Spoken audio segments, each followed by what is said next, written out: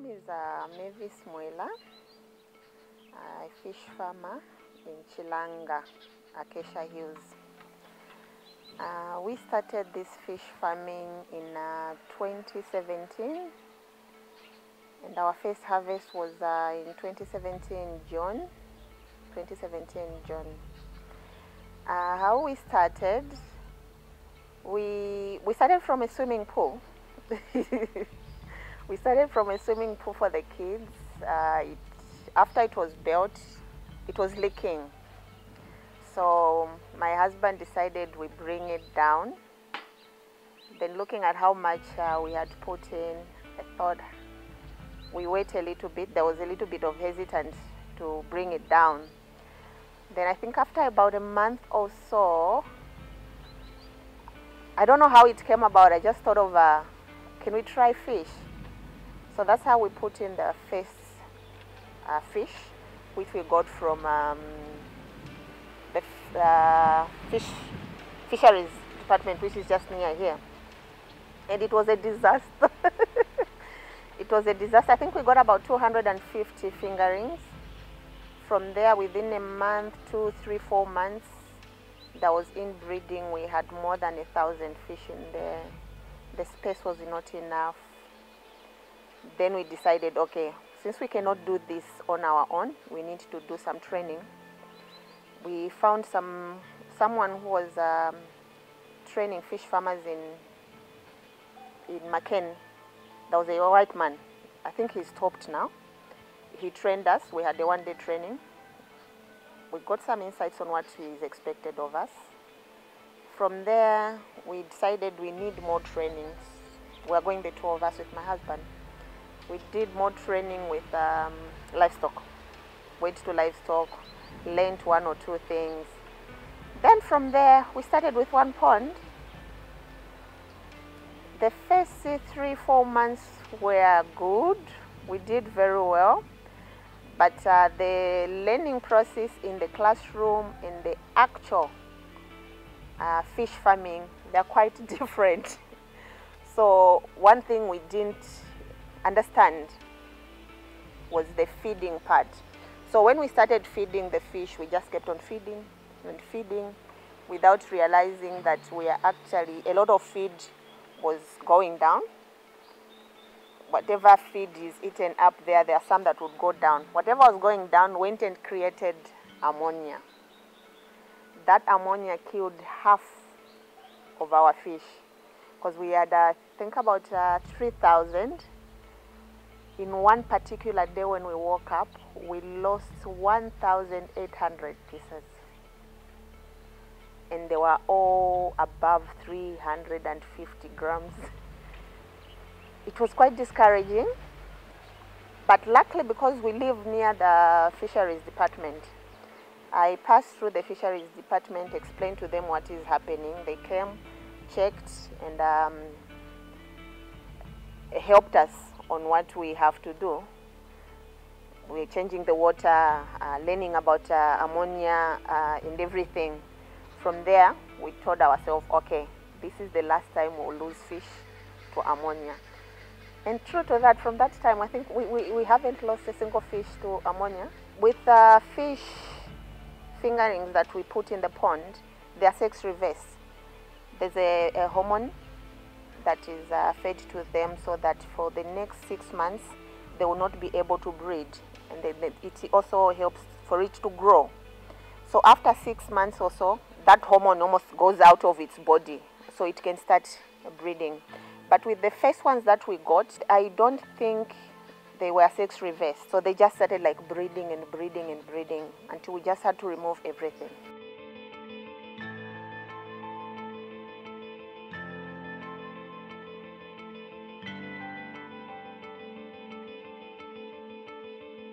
That comes to management, on how you manage the pond.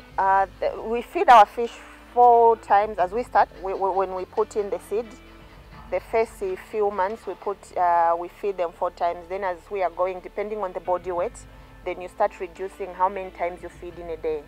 So you start from 4 to maybe 3 times in a day, then 2 times in a day.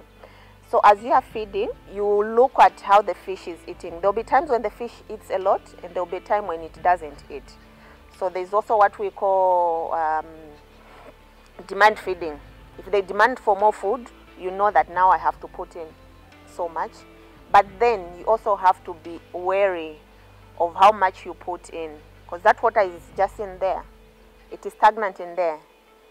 So you have to be wary of how much feed you are putting in. The waste goes down. The feed goes down. It rots. When it rots, it creates that ammonia. So as you notice that there's so much feed down there, you clean it up. Clean it up by either draining the water, put in fresh water, or just scoop out what is down there. Actually, tilapia is a top feeder. Whatever feed goes down, it will not eat. It only eats what is on top. You are able to tell if they need more feed by how the behavior. They'll actually come for the food. Even when you are walking around, they'll actually be following and chasing you. And then when they don't want to eat, they'll just be inactive. Then you'll know I don't have to feed anymore. But even when they want to eat a lot, you still have to tell yourself, here, they've had enough. Right now, all the 5 ponds only have Andersonai. There's a specific breed that is allowed by the government, that is Andersonai or Niloticus for this area. So you cannot do any other. We sit on a land that maybe even goes to Kafue River. So if you have any other breed, in case it spills over to the land, then the eggs or the fish itself finds itself in Kafue. If it's a different breed, you are distorting Kafue River. That is what is allowed. But right now, we only have Andersonai. It is tilapia. Both are tilapia. For tilapia, for it to be table size, it's 6 months going up with good management. With very bad management, it can even go to a year. But with good management, at least from table size of 350 grams, by 6 months, you're good to go. So we use what is called drag nets. So you have a person this side, a person this side, or two this side. You put the net there, then you start dragging it from one end to the other end. But before you do that, you drain part of the water so that it is easy for you to start dragging. And a day or so before, you don't feed so that they are not active. From the time we've used it here, I think it grows faster compared to Andersonai. Basically, they're not so different anyway. But I think Niloticus has been maybe a month. If you put together, it could grow faster by a month or so compared to Andersonai. You just broadcast, then they'll come and eat. But there are those that would not come to where the many fishes are. They will maybe lag behind there, so you have to broadcast the whole area so that even those that are behind there, you feed them. So it's just simple broadcasting. Actually, it is in stages. When you put in the fingerlings, they're quite small. So there's what is called crumble for it. That's what you start with. Then from there, when it's about 2 months or so, it has grown.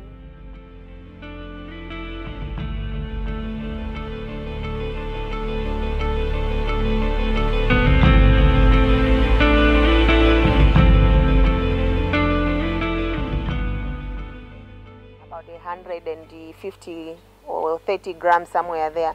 Then you change, depending on the size of the mouth, to maybe 2 millimeters, then 3 millimeters, 4, then finally 4 or 5.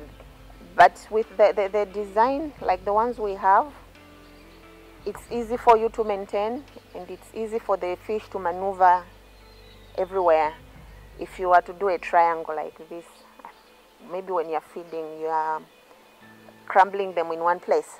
At least 1 to 1.2 is good. There's no need for one to do a 6 meters, 2 meters deep pond. Like I said earlier on, tilapia is a top feeder. So even if you have a 2 meters or 7 meters, the down part will not work for you. The deeper part will not work for you. It will still come on top. So you just be wasting water. Fish, the market is readily available. From the time I started, I've never gone to look for clients at the market. They come right here. There have been times when we are so lucky, or maybe it's the community I live in. When I just announce we'll be harvesting, they come. Within an hour or two, everything is gone. So most of the times we don't find ourselves where we have to go and look for the market, or we have so much excess, then we have to look for storage. Sometimes we don't even have anything for ourselves. Everything would go.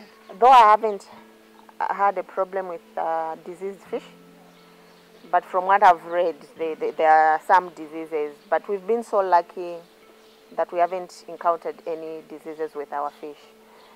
We make sure we monitor the water all the time. You wake up in the morning, you check how the water is looking. From there, you're able to tell if you have to push in fresh water or not. When the water looks like there is too much turbidity, we just pump it out. We use that water in the garden, then pump in fresh water. With experience, you are able to tell when you have to change. Depending also on, we talked about feeding. When you feed too much, you're able to tell that this water is not right for the fish. So it could be 2 weeks you're changing, then another 2 weeks you're changing. It could even be a month the water is still okay. So just by looking, you're able to tell. Why we would want green, it's also a camouflage for the predators. Sometimes you have birds coming to eat the fish. So that green part will camouflage the water, and it will also help in creating food, its own food in that water. You have planktonics and zooplankton, so that helps. We actually make that water green by putting in manure. When you put in that manure, it helps to change the color. People are able to use any manure, but we've opted for chicken manure. Too much of it is a risk. If you have the water too green, to kill the fish, you have issues of algae. When you have a lot of algae in there, you have what is called the algae bloom. Then the fish will die. When it comes to management, it's very easy because it is right here at home. I don't have to move kilometers to go and check on the project. It is right here. I wake up in the morning, we are able to tell if there's anything that is wrong. Anyone, even our kids know, sometimes they'll just take a walk there, or maybe they are sitting there. They're able to monitor and say, oh, mommy, daddy, today there's something wrong. So it is easier when it comes to management. Issues of people steal fish. It could be away from home. Maybe you're in Kafue, that your fish ponds are in Kafue, you're in Lusaka. Then they'll just call you in the morning that, oh, thieves came, they stole. Here it's easy. Security-wise, we are able to monitor whatever is happening around our area. So far, not any I know of. So far, no. I don't know, but so far, no. Most of it has been on the positive. There are times we'll just sit there. It's quite therapeutic. You just go and sit there and just watch the fish, and it helps you to calm down. It is not so bad. The only part is that it is a science, the science that I never liked at school. I have to know that now the water is on the acidity, alkalinity. You are learning about all that.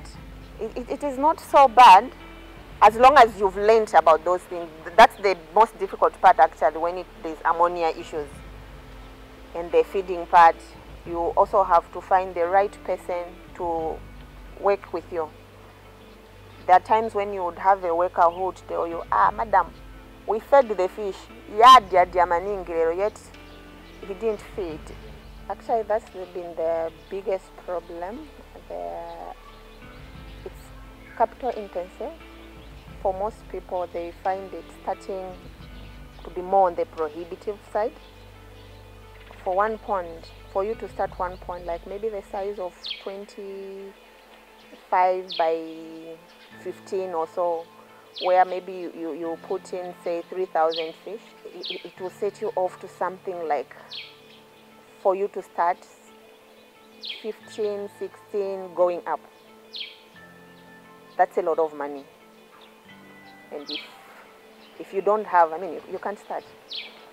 The feed, actually at the moment the feed, I don't know if because of COVID, plus issues of the dollar, the inflation rate, the biggest operating investment has actually been feed.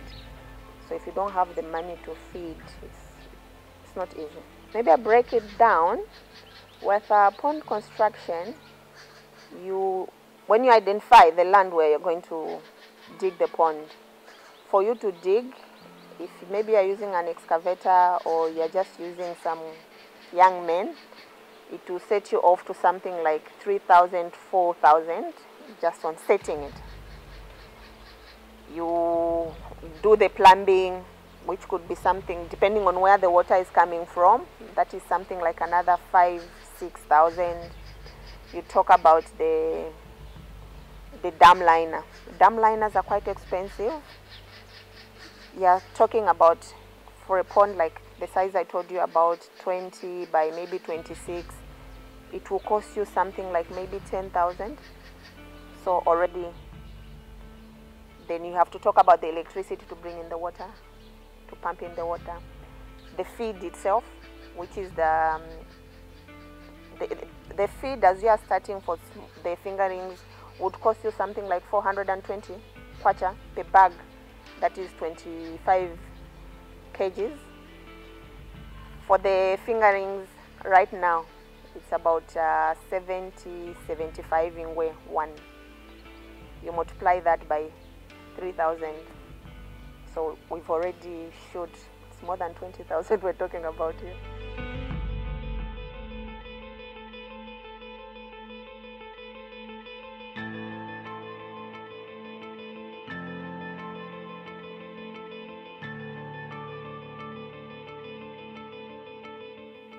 It is profitable, though, like I've said, the last quarter of 2020 and the first quarter of this year has been horrible for most of us.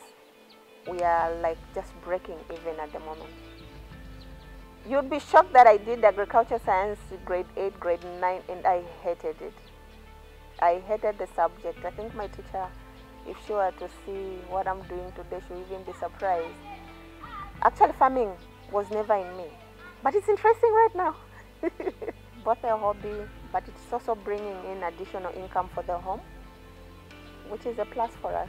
Maybe you start small, but I know the government has been giving grants. So if you learn the art, you are able to start. But if you don't have the money, start small. You can even start with 500 fingerings. Then from there, you start upscaling. I have thought of it. Maybe later on, I can do that. But right now, I think I'm not ready for it. The feed, the protein content and the science behind it, you need to be very good, or else the fish will not grow. So if I say I do my own fish feed, then I'm not so good at it. I'll end up being the loser. We are actually looking at the same fish, but doing value addition to it. Are looking at that. We want to do value addition. I think the drying part, the issues of smoking, there's more money in there than just selling it fresh. Though I know my customers will complain because they love it fresh. So you have one pond that is 2 months, you have another pond that is maybe 4 months, then maybe 5 or 6 or 7 months. So we've staged so that there's that continuous supply to our clients. The first two have 2,500 each. Then the third one, it's about, we tried to reduce on the numbers to see how much they would grow. So on that one, we only have, I think, 2,200. Even the next one is about 2,200. The stocking density, yes. Many do about between 6 and 8 per square meter. If you have too many fishes in the pond, it won't help you. The fish will not grow to your desired grams or kgs because you've compacted them. You need to have space for them to grow healthy. That's the good part of having it in the backyard. There are times when we're just like, oh, I've missed fish today. Then you try and go and scoop out the time you're feeding them. It's very difficult for you to scoop and harvest, but we've learned the skill of doing that. Depending on the size of the fish that we have at that particular time. There are times when we would want to go and get something for home, then we come back with nothing because we failed. Yeah. So there's no specific number like how many times do we get some for home. We have a few people who come as far as Leopard's Hill, Chelstone. When they know that the fish we are harvesting, they would come. But our biggest clientele has been the community. Our clientele, mostly they want 350 grams going up. So we haven't found ourselves in a situation where our clients only want 200 grams and less. It's always been 350 going up. So there have been times when after we've sampled, we realize it's less than what our community wants, then we hold back until it grows a little bit to satisfy them. We have one helper who's been with us for the last 2.5 years. That's the only help we have. Only the time when we are harvesting, then we engage more people to help us.